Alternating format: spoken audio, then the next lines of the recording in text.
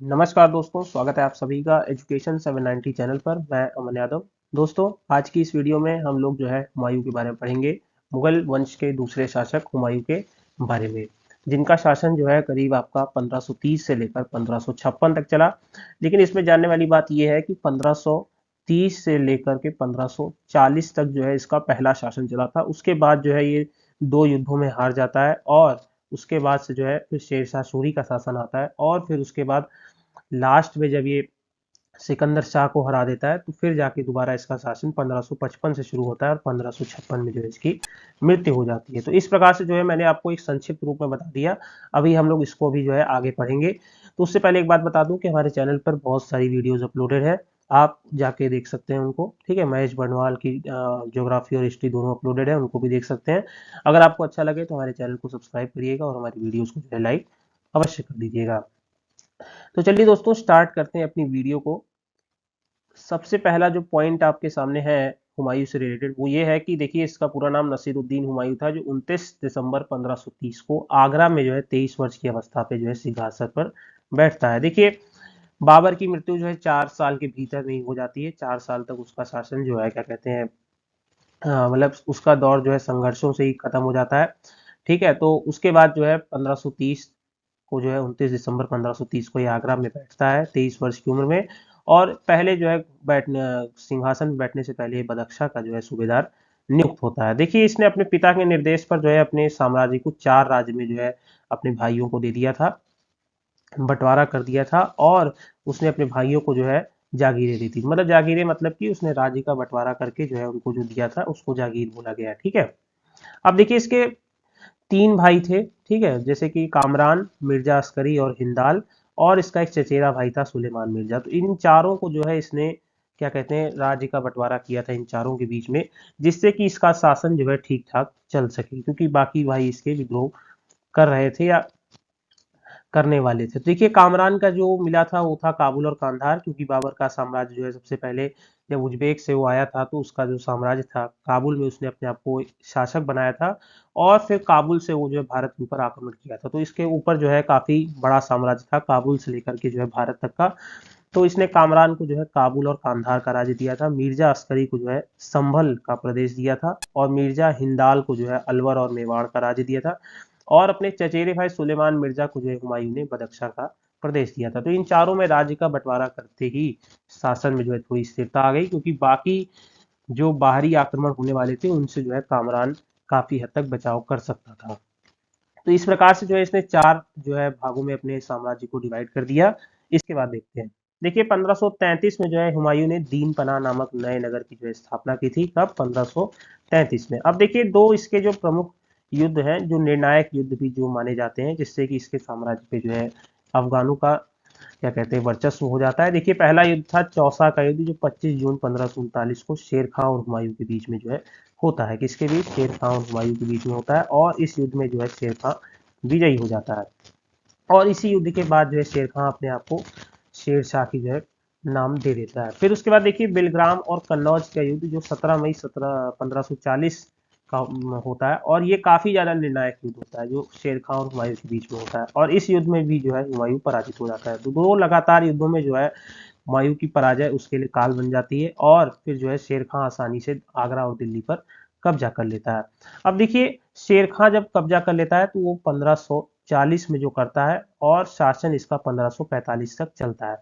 देखिए, बिलग्राम युद्ध के बाद जो है हुमायूं चला जाता है, और वहां उसने जो है 15 वर्षों तक घुमक्कड़ू जैसा जीवन निर्वासित किया, क्योंकि जो है उसको हारने के बाद जो है शेर खां भगा देता है। और फिर जो है निर्वासन के समय हुमायूं ने जो है हिंदाल के आध्यात्मिक गुरु, ठीक है, पारसवासी शिया मीर बाबा दोस्त उर्फ मीर अली अकबर जामी की पुत्री से जो है हमीदा बानू बेगम से जो है वो निकाह कर लेता है 29 अगस्त 1541 को। और कालांतर में हमीदा से ही जो है अकबर जैसे महान सम्राट का जन्म होता है। अब देखिए, दोबारा जो है हुमायूं अपने सैन्य क्षमता को जो इकट्ठा करता है। ठीक है, जो सैनिक लोग होते हैं उनको इकट्ठा करता है, और उसको जो है बाकी शासकों का भी जो है मदद मिलती है। और 1555 में वो दोबारा जो है सिंहासन दिल्ली की गद्दी को पाने के लिए जो है दोबारा आक्रमण करता है, और पंजाब के सूरी शासक सिकंदर को पराजित कर देता है। क्योंकि 1545 में जो है शेरशाह सूरी की जो है मृत्यु हो जाती है, और उसके बाद से जो है उसके आगे के लोग वंशज होते हैं वो शासन कर रहे होते हैं। तो इसने जो है सूरी शासक सिकंदर शाह को पराजित करके दिल्ली को जो है पुनः पा लेता है। लेकिन जो है इसका समय अच्छा नहीं था और 1556, ठीक है, 1 जनवरी 1556 को दीन पनाह भवन जो पुस्तका उसके जो पुस्तकालय होती है उसकी सीढ़ियों से गिरने के कारण जो इसकी मृत्यु हो जाती है। तो सिंहासन तो मिला लेकिन जो है ज्यादा समय तक इसके हाथ में नहीं रह पाया। अब देखिए जो 4 प्रमुख युद्ध थे क्रम से, ठीक है, इनको क्रम से याद रखना है, ठीक है। जैसे देवरा का युद्ध जो 1531 में हुआ था, और चौसा और बेलगाम, ये तो महत्वपूर्ण युद्ध है, इसको तो आपको याद रखना है, ठीक है। चौसा 1539 में, बेलगाम 1540 में, और चौथा युद्ध था आपका सरहिंद का युद्ध। कब हुआ था? ये 1555 में हुआ था। अब देखिए इतिहासकारों के जो है बहुत सारे कमेंट कई बार एग्जाम में पूछे जाते हैं, तो उसी प्रकार से जो है इतिहासकार लेनपुल का कमेंट जो हुमायूं पे था वो ये था कि हुमायूं जो है गिरते पड़ते इस जीवन से जो है मुक्त हो गया, और ठीक उसी तरह जिस तरह जिंदगी भर वह गिरते पड़ते जो है चलता रहा था। ठीक है, तो हुमायूं गिरते पड़ते इस जीवन से जो है मुक्त हो गया, और ठीक उसी तरह जिस तरह तमाम जिंदगी भर गिरते पड़ते चलता रहा था। तो ये इस प्रकार के कमेंट कई बार जो है एग्जाम में बाई चांस पूछ लिए जाते हैं। बाकी आपको जो है मुख्यतः इसके बारे में याद रखना है कि 1533 में जो है इसने दीन पनाह नगर की जो है स्थापना की थी, और जो है क्या कहते हैं इसके 2 प्रमुख युद्ध चौसा और बेलग्राम को आपको याद रखना है। देखिए हुमायूं की बहन ने जो है हुमायूं नामा की रचना की थी, ठीक है, गुलबदन बेगम उसकी बहन थी, और हुमायूं जो है ज्योतिष में भी विश्वास रखता था, इसलिए वो सप्ताह में 7 दिन जो है 7 रंग के कपड़े पहनता था। तो ये था क्या कहते हैं आपके लिए क्या कहते हैं हुमायूं से रिलेटेड जितने भी फैक्ट थे हमने दे दिए।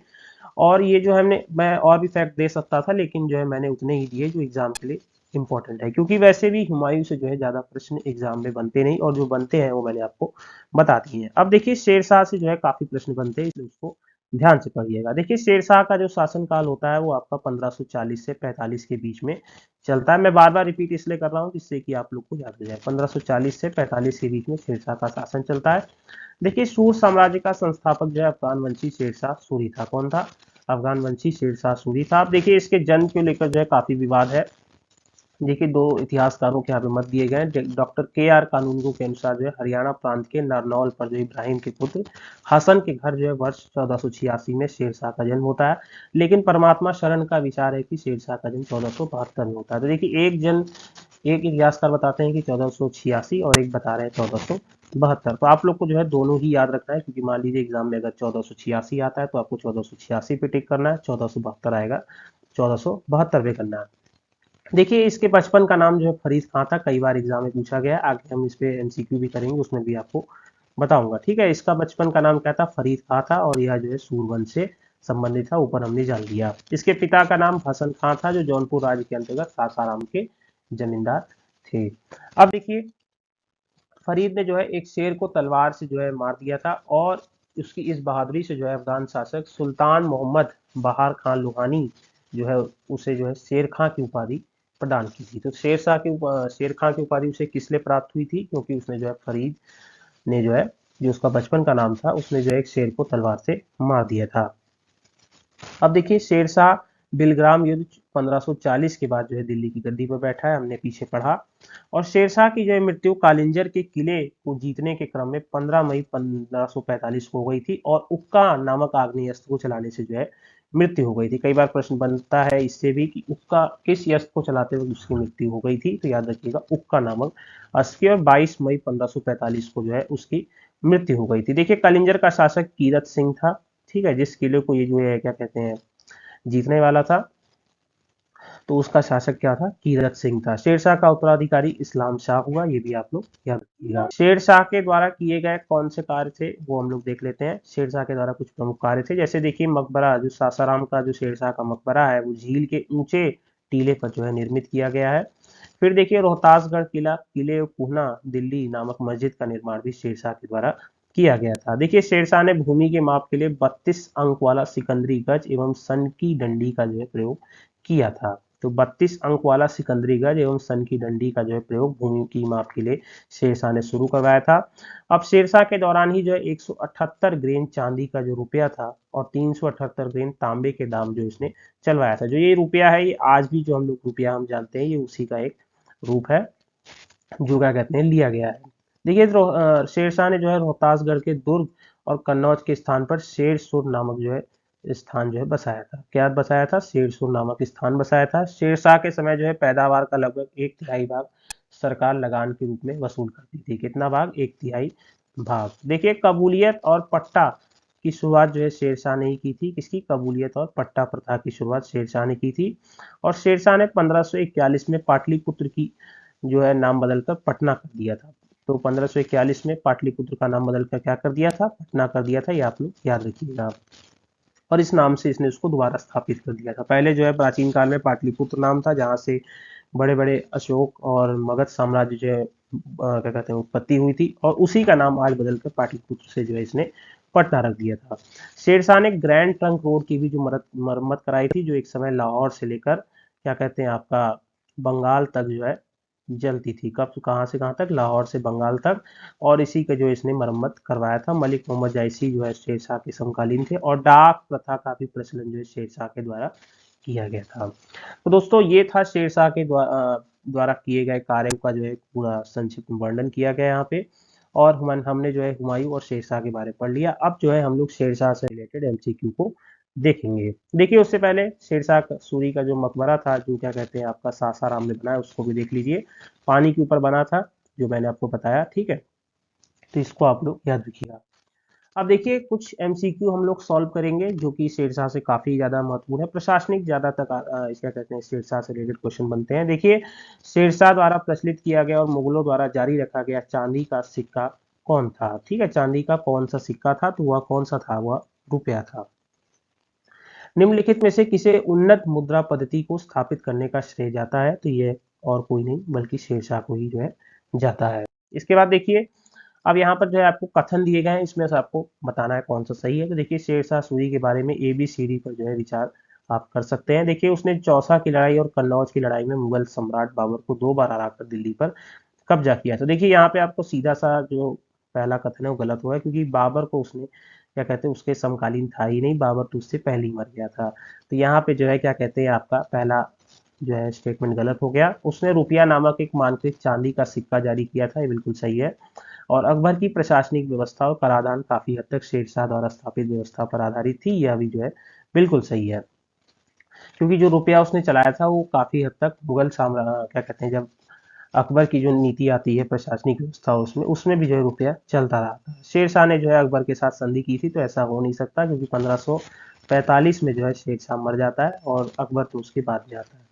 तो उपरोक्त में से केवल जो है बी और जो है सी आपका सही है, तो इसलिए आपका जो है ये वाला आंसर सही होगा। आगे देखिए कि निम्नलिखित में से ग्रैंड ट्रंक रोड के निर्माण का श्रेय किसे दिया जाता है? तो ये जो है शेरशाह सूरी को दिया जाता है। शेरशाह सूरी अथवा शेर खान का जो असली नाम क्या था? तो ये जो होता आपका फरीद नाम था, फरीद खान नाम था उसका। अब देखिए, शेरशाह सूरी का मकबरा कहाँ पर स्थित है? तो मैंने आपको फोटो दिखाई थी, जल के ऊपर बना हुआ है। ठीक है, सासाराम में यह स्थित है। तारीख शेरशाही किसकी रचना है? तो ये बिल्कुल याद रखिएगा, अब्बास खान सरवानी का जो है नाम आएगा इसमें। आइए देखिए, फिर से जो है शुद्ध चांदी का रुपया किसके द्वारा जो है जारी किया गया था? यह जो है शेरशाह के द्वारा जो है जारी किया गया था। निम्नलिखित में से ग्रैंड ट्रंक रोड के निर्माण का श्रेय किसे दिया जाता है? हमने पीछे देखा, यह क्या होगा? शेरशाह सूरी हो जाएगा। अब देखिए, तारीख शेरशाही की रचना किसने की थी? देखिए, दोबारा एक बार फिर से ये प्रश्न आया, तो इस बार सही करिएगा, अब्बास खान सरवानी। तो दोस्तों, आज की वीडियो यहीं पर समाप्त होती है। कैसा लगा आपको जरूर कमेंट बॉक्स में बताइएगा। हुमायूं और शेरशाह से रिलेटेड मैंने जो है पूरे फैक्ट आपको बता दिए। कुछ एक्स्ट्रा फैक्ट होंगे तो हम आपको फर्दर अगली वीडियो में आपको बता देंगे। तब तक के लिए बने रहिए चैनल के साथ। जय हिंद, जय भारत।